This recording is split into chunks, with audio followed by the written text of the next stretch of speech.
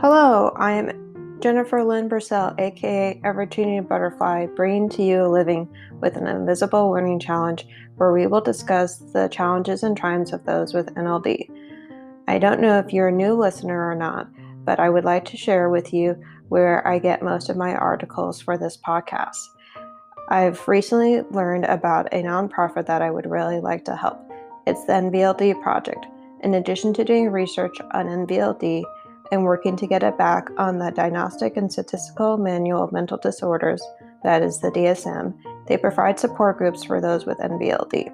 You can find the NVLD Project at www.nvld.org. All proceeds from this podcast and the ads will go towards the NVLD Project. I will include the link for this in the description of the podcast. Please go to livingwithnld.com to learn more about my podcast. Also, I would like to announce that I now have created a YouTube channel for this podcast. I will post the link for this in the description for you.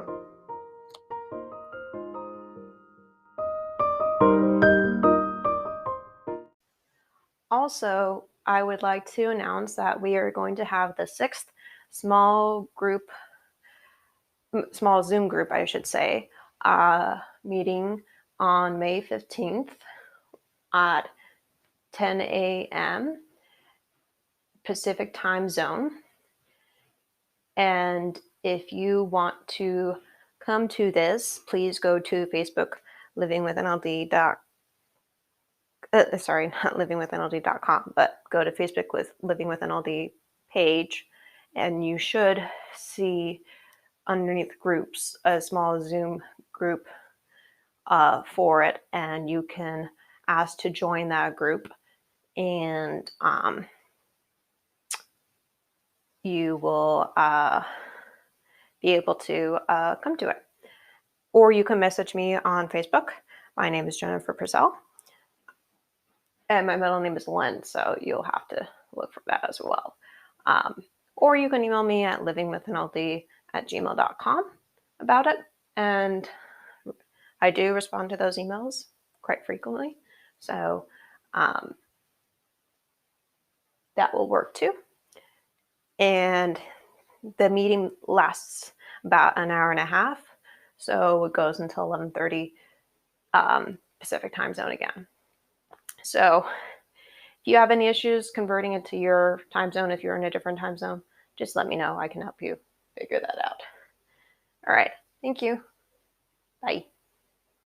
And I wanted to update you guys on the progress of the fundraiser for the NVLD project.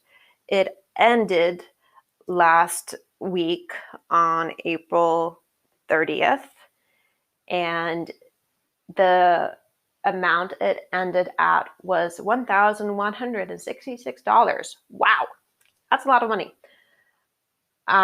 And the goal was $1,000, and we definitely got to that goal. Thank you to everybody who donated to that fundraiser. And again, the fundraiser was to raise awareness about mental health and also awareness about sexual abuse, because that was the two awarenesses for the month of April. And I was wanting to raise awareness about those things because I am a survivor of sexual abuse, and I also have NLD. So that's why I was doing both of those things. The NVLD project helps with NVLD, and I do talk about sexual abuse on my podcast. So if you want to listen to my story and for that topic, that episode you would go to is episode 20. Forewarning, if you've gone through that episode might be triggering for you, or if you know somebody who has gone through it, it could be triggering. But there could also be some helpful information in there for you. So it, could be a valuable thing for you to listen to, even though it could be triggering for you. So I hope you will enjoy listening. Well, enjoy is not the right word. I hope you will get something out of that episode if you listen to it. Again, it's episode 20. And I do talk about it in other episodes, but episode 20 is the one where I give the main background of it and talk about how it affected my life. So that would be the one to go to. And yeah, thank you again to everybody who donated to the NVLD Project fundraiser. I'm really glad that I was able to reach my goal, and I hope you enjoyed today's episode. Bye. Okay, so today we are going to be talking about being sensitive to tone because of NLD, comprehending facial expressions with NVLD, and not knowing what my tone sounds like because of NVLD. So the article that we are going to be using is from the NLD project, and it is titled Playing the Social Game by Mads, who is, quote, 22 years old and has NVLD. She was diagnosed when she was 16 and wants to spread awareness, end quote. And this is a quote from the article.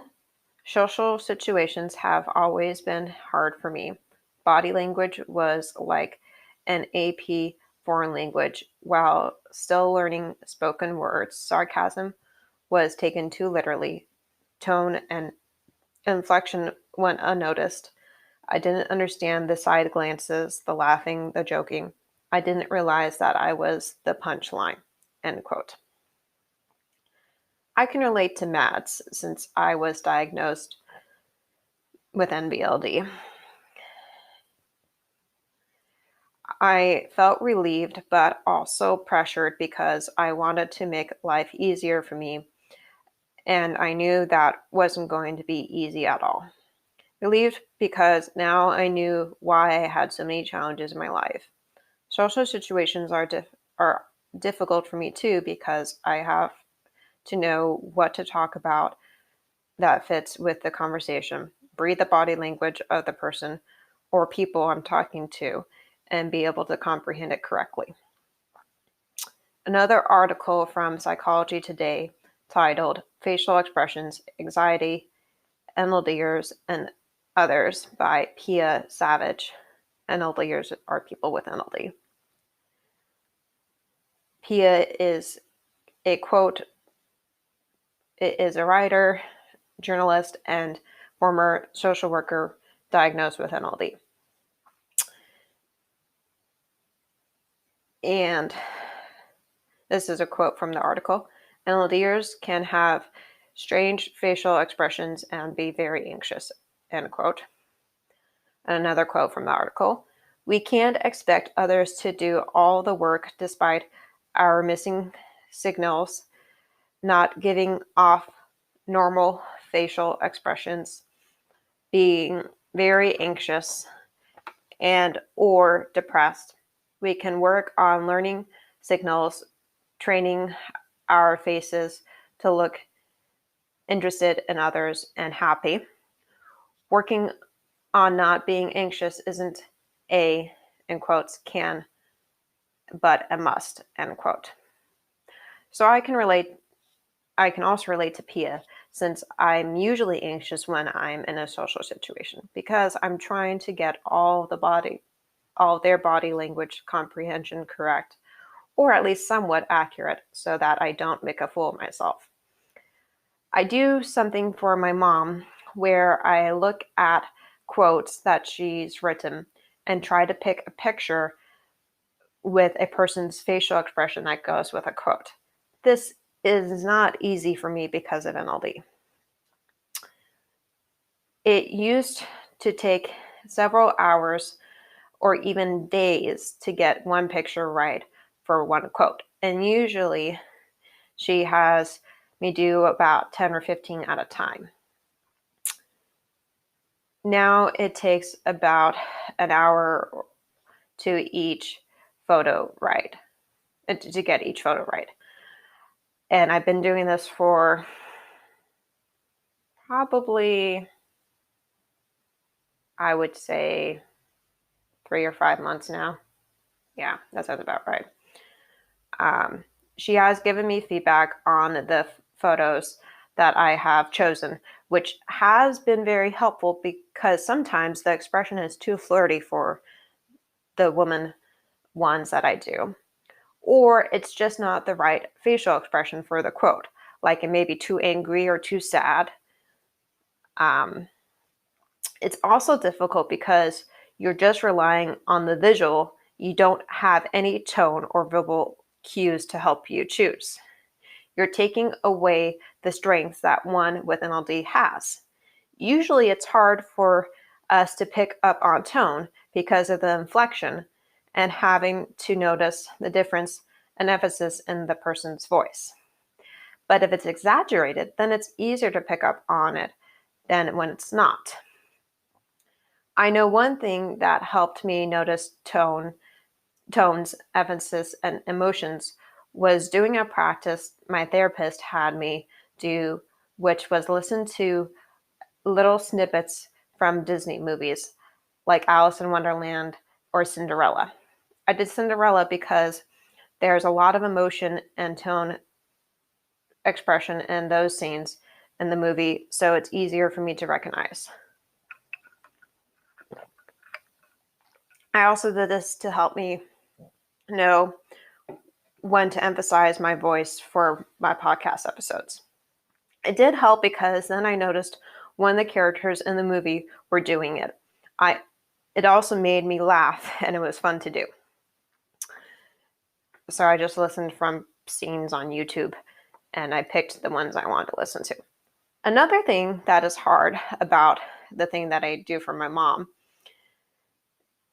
is that sometimes I only have one part of the face to look at, meaning that it's a profile picture, a side view of the face rather than a front photo of it, which makes it harder because you're only looking at half of the face rather than the whole facial expression. So you don't know the whole picture of it. And you have to remind yourself to be thinking of the big picture behind the quote, not just the small details. And you have to remind yourself of, okay, this is what one half of the face looks like. I'm hoping that the other half of the face matches the half of the face that I'm looking at. And in most cases, it should. um, but yeah, those are tricky. I have also gotten better at identifying facial expressions because I have been willing to pause the TV shows we watch as a family and as my parents and I read their faces, and ask my parents if I'm reading their faces correctly. This has helped me because then I know when I'm reading their facial expressions right with their tone and when I'm not reading it right. So that helps because imagine you're watching a TV show like, I don't know if you watch this TV show, but we watch it in my family, called NCIS, Naval Criminal Investigative Service is what that stands for. And it's a crime show basically that have hypothetical scenes on there. And sometimes we've watched old episodes. And if you watch it on mute, that's a good way to just watch the body language. Or if you do what I said a little while ago where you pause it, you're like, hey, did I just read that body language correctly to match that tone of voice? Like, are they leaning in and they're interested in that conversation? Or are they pointing their feet away and they want to leave the conversation? That usually means that they're not interested. So that could be one clue. So that's just something there. A third article that I want to use is titled "The Misunderstood Child, the Child with a Nonverbal Learning Disorder" by Liza Little, who is a psychologist and a doctor, I think, who is, quote, a clinical psychologist, nurse, clinical specialist, adult psychiatric mental health, and the director of counseling services at USM, end quote. Children with NLD, sorry, this is a quote from her article. So children with NLD have difficulties with nonverbal communication since approximately 65% of meaning is communicated by nonverbal cues such as tone of voice, facial expression, posture, and body language. There is a significant deficit for the children who cannot decipher or interpret nonverbal behavior, end quote. And another quote from that article, since children with NLD have difficulty noting and understanding facial expressions, tone of voice, and body language, they frequently have difficulty with the relationships. The poor interpretation of social cues makes children and adults with NLD vulnerable to ridicule, rejection, and victimization. These children often are negatively labeled by their peers, end quote. I can relate to these two quotes because I know that when I'm in a social situations, I feel pressured to comprehend body language correctly, otherwise I may embarrass myself. I may have people laugh at me because I interpreted what they were saying wrong or didn't know they were teasing me. Instead, I thought they were being serious and literal. Or I may have been staring at their face for too long, trying to figure out if I can understand their facial expression. Or in this case, because of COVID, if I know them because half of their face is being covered by a mask, it's hard for me to recognize who they are and also read their facial expression. It would be why I'm staring at their face for a long time. When one is wearing a mask, you only have the eyes and eyebrows to look at, which aren't very easy to match with facial expressions.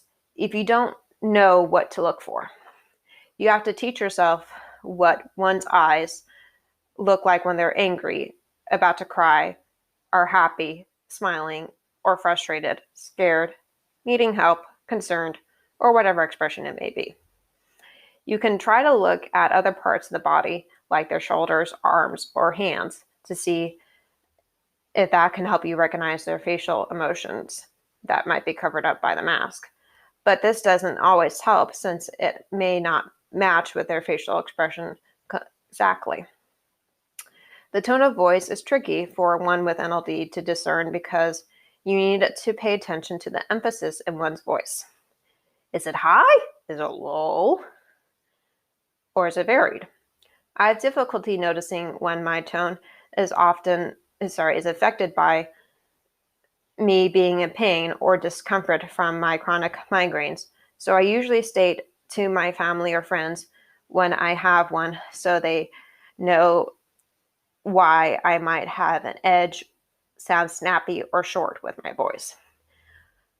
I have gotten tired of saying this because I often feel like I'm walking on eggshells and waiting for something bad to happen related to my voice or NLD, just because I'm not good or natural at reading body language. But I'm getting better at it each day and time I practice. And NLD from the Inside Out, which is a book by Michael Brian Murphy, the second edition, is a good book to read to get better at comprehending body language. So, whether it's trying to comprehend body language, notice subtleties in the tone of voice, or someone teasing you so you don't embarrass yourself in social situations, people with NLD and I still have challenges with these things today. As I wrap up, I would like to hear from my audience. and see what challenges you run into when you're trying to comprehend body language and social situations. And tone of voice. Please email me at livingwithnld@gmail.com if you're listening on Spotify, or comment on the episode on livingwithnld.com or on the YouTube channel. You can also send a review to this podcast on Apple Podcasts. Thank you for listening today, and I hope you learned some new things today and enjoyed this episode. I will talk to you next Friday. Bye.